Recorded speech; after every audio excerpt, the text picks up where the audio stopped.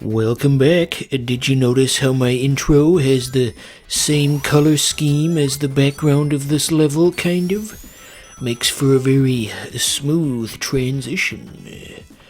So, since this is technically still Sega Month, and since nobody in real life appreciates my near-autistic level of Sega knowledge, let's dedicate this episode to talking about the 4 notable presidents of Sega of America. If I tried to give this speech to anybody in real life, they would just ignore it. But nonetheless, the first notable president of Sega was Michael Katz. Of course, other presidents came before him, but they weren't notable. Katz took over in 1989, just one month after the launch of the Sega Genesis, and needless to say, the odds were stacked against him. You see, at the time, all of the third-party developers of the world were locked in with Nintendo. Nintendo had a very restrictive policy back then, in which third-party developers essentially couldn't leave if they wanted to work with Nintendo, and this would prove to be the biggest challenge of Katz's tenure. If Sega wanted to make it to the top, they were going to have to do so single-handedly. There would be no help from Capcom, Konami, or Square. Katz realized that Sega was going to have to think outside the box to get people's attention, and think outside the box they did. Enter celebrity endorsements. Under Katz's leadership, Sega spit out Tommy Lasorda Baseball and Michael Jackson's Moonwalker. The rest of Michael Katz's article on Sega Retro was just a server error, so it's hard to say what happened after that, but we can reasonably assume that the board of directors wasn't happy, because after just 1 year of being the CEO, Katz was ousted and replaced with Tom Kalinske. Originally the CEO of Mattel, Kalinsky's experience outside of the gaming industry proved to be a valuable asset. In his mind, video games and toys weren't that different, and the explosive, in-your-face type commercials that sold G.I. Joes and Transformers could work just as well for the Sega Genesis. And soon thereafter, Sega found its edge, resulting in those commercials that we all remember so fondly today. Hey! You still don't have a Sega CD? Huh? What are you waiting for, Nintendo to make one? You have seen the games, right? Wrong answer, man. Show 'em! Sega would reach the peak of its popularity under Kalinske, releasing smash hits such as Aladdin, Vector Man, and of course, Sonic the Hedgehog. It couldn't last forever though. As the 5th generation neared, new problems were starting to stack up for Sega.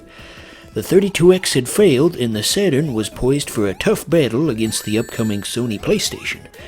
In order to gain an edge over the competition, Kalinske secretly struck a deal with several retailers to launch the Saturn 4 months ahead of the originally planned release date.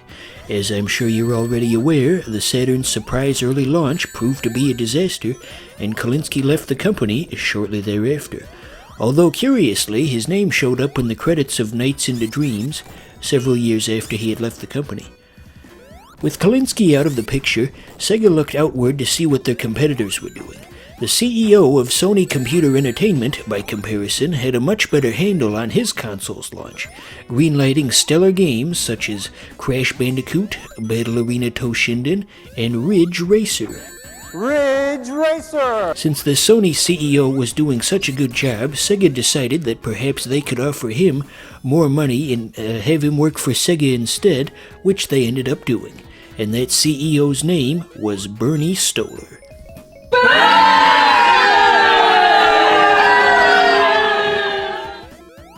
Ask any self-respecting Sega fan what they think about Bernie Stolar and you'll get a very rude response. For reasons that were never fully explained, Stolar's policy was that nothing Japanese and nothing 2D should release on the Saturn, and of course this was a terrible idea, leaving the Saturn's library with basically no games. American Saturn owners missed out on fantastic releases such as Tri-Rush Deppy, Super Tempo, and the original Dead or Alive. There is no Easter Bunny, there is no Tooth Fairy, and there is no Tri-Rush Deppy. Following the abortion of the Sega Saturn, the remainder of Stolar's time at Sega would be spent securing third-party support for the launch of the Dreamcast. Stoller was fired in 1999 and received a $5 million severance package on his way out. And then last, and pretty much least, there was Peter Moore. The only significant contribution Moore made to Sega was the closeout of the Dreamcast and the transition away from making consoles. And what company did Peter Moore move to after crushing so many people's dreams? Who else? EA, of course. Years later, Moore would be confronted over his role in the death of the Dreamcast. In an interview, he confided that he was once at an airport, and after handing the attendant his ID, the attendant responded, "Oh, I know who you are. You're the asshole that put Shenmue 2 on the Xbox." Other CEOs would come and go in the years after the Dreamcast, but there's nothing interesting about that, so who cares? And there you have the 4 notable presidents of Sega of America.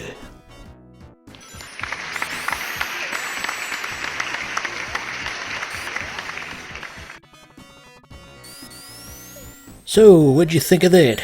A fun little experiment with scripted content. And when I say scripted content, I don't mean I just read off a bunch of articles. I actually wrote all of that as well. This channel's a good venue for me to just let off the full breadth of my nerd knowledge every now and again. Very few opportunities in real life to give such long-winded speeches about obscure topics. If I had tried to do that in high school or college, I probably would have come home with a black eye. Just got to go full nerd strength for a day, and it was great.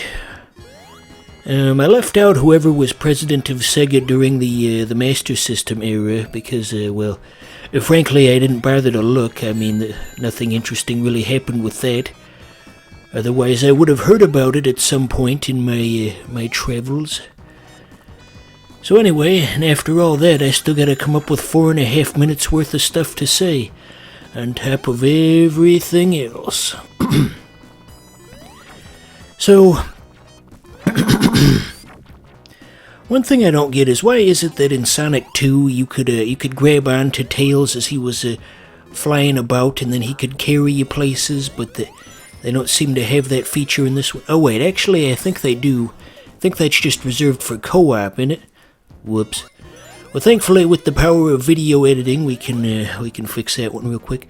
But anyway, I think it's in the co-op mode of this game that you can grab onto Tails and get to higher heights. Because I know when the completionist, he did a couple of Let's Play episodes of Sonic 3, and he had to kind of, for lack of a better term, abuse that ability in order to get to spots in the game where you're not supposed to go.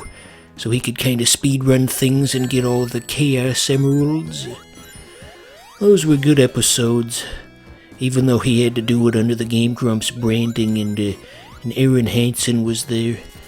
They put together something decent in spite of the fact that Aaron Hansen was there. And he did try to derail it a few times with his usual, Sonic is bad, I haven't showered in 4 days. But the completionist and whoever the third person on the session was, they didn't allow it, and they carried on, and yeah. Anywho, I'm just in a trivia-type mood. Maybe it's because I watched the pilot to Welcome to Eltingville again the other day, and they had the big trivia battle. But anyway, let's keep this informational session going here. So, did you know that in Sonic 2, even though that's not the game we're playing, Sonic 2 was the first video game to have a worldwide release date? You see, back in the early days of video games, things weren't quite standardized, and so there wasn't just one official date when the game would hit all the stores at the same time. The game would basically just show up whenever your store got them. The closer you lived to the Pacific Ocean, the sooner you'd get your games. And so for some 16-bit games and pretty much all 8-bit games, there really isn't any concrete information on exactly when things released. I know there was a big effort. Okay, we'll just skip ahead to Robotnik in the interest of time. I know there was a fan effort a couple of years ago to try and figure out when Ninja Gaiden on NES officially hit stores.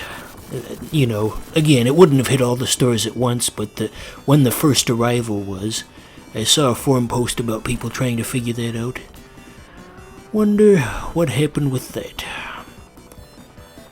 So this one's not too bad. Just avoid the drill and the flames and you'll be just fine. I like the way Eggman's sprite shrinks as he flies over the horizon like that. Almost looks like something that the SNES would do with their Mode 7. And the Genesis didn't need no frilly Mode 7 to be able to do sprite scaling and rotation. Genesis does what Nintendo. So anywho, a minute ago I mentioned the Welcome to Eltingville pilot, and as I was watching that the other day, I was just thinking, man, this would have been a hell of a show if they actually went through with this. All the references they made to nerd media, and not just the stereotypical nerd stuff like Star Wars and Dungeons and Dragons, even though there was a lot of that. They basically crossed the full breadth of nerd knowledge. They had old stuff from the 30s like Felix the Cat in the old Batman comics, all the way up to stuff that would have been just 2 years old at the time. They mentioned like Digimon and all those types of things, and the writers knew their shit. And obviously it's too late for it to go on TV now. I mean, it's been 20 years. So anyway, you might be a little disappointed to hear this, but I think that's enough Sonic 3. I only plan to do 3 episodes, and besides, I got 4 episodes of other stuff I still want to do as part of Sega Month, so that's still coming. Stay tuned.